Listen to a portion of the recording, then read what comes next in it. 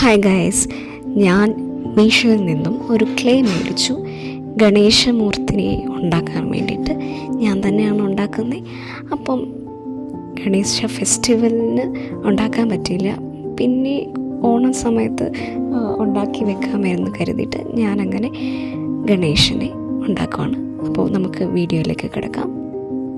ആദ്യം ക്ലേ നന്നായിട്ട് കുഴച്ച് ഒന്ന് മയപ്പെടുത്തിയെടുക്കണം.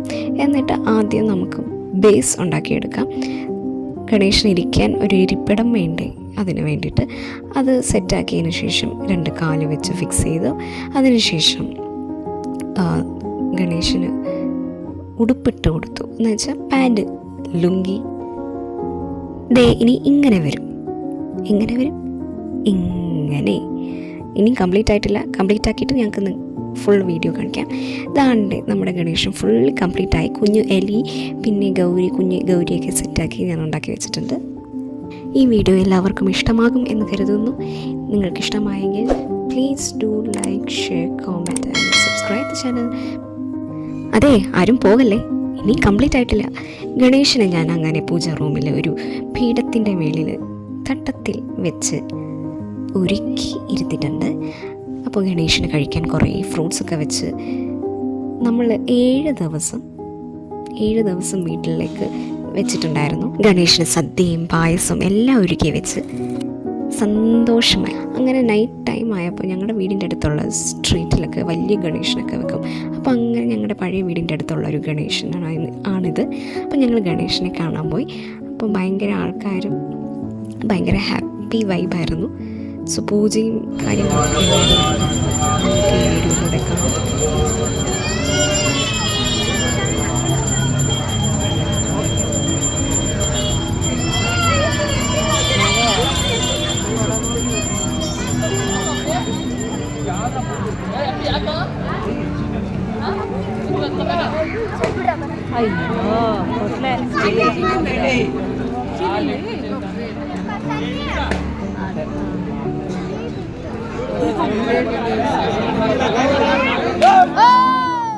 6 ദിവസത്തിന് ശേഷം 7ാമത്തെ ദിവസം ഗണേശ ഭഗവാനെ നമ്മൾ വിസർജനം ചെയ്യാൻ, നിമജ്ജനം ചെയ്യാൻ എടുത്തിരിക്കുന്നു.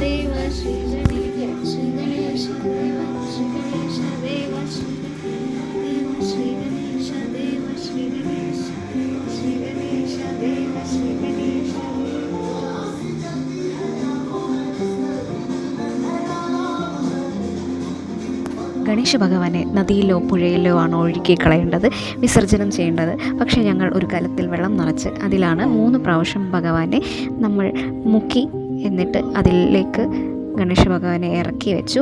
എന്നിട്ട് ആ വെള്ളം നമ്മൾ വീട്ടിൽ വളർത്തുന്ന ചെടികളിലോ ഇല്ലെങ്കിൽ അടുത്തുള്ള വൃക്ഷങ്ങളുടെ ചുവട്ടിലോ വെള്ളം ഒഴിച്ചു കൊടുക്കാവുന്നതാണ്. പക്ഷെ ഞങ്ങൾ ആ വെള്ളം ചെടികൾക്ക് ഒഴിച്ചു കൊടുത്തു. നമ്മൾ ഈ വർഷത്തെ ഗണേശ ചതുർത്ഥി ഭംഗിയായിട്ട് പൂർത്തീകരിച്ചു. ഗണേശനെ വിസർജനം ചെയ്തു. ഇപ്പോൾ സമയം എത്ര? വിസർജനം എന്നാണ് പറയുന്നത്. ഇപ്പോൾ സമയം അങ്ങനെ നമ്മൾ ഈ വർഷത്തെ ഗണേശനെ നമ്മൾ വെള്ളത്തിലേക്ക് ഇട്ടു, നിമജ്ജനം ചെയ്തു. ഭംഗിയായി ഈ വർഷത്തെ ഗണേശ ചതുർത്ഥി പൂർത്തിയാക്കി. അപ്പോൾ എല്ലാവർക്കും ജയ് ഗണേശ.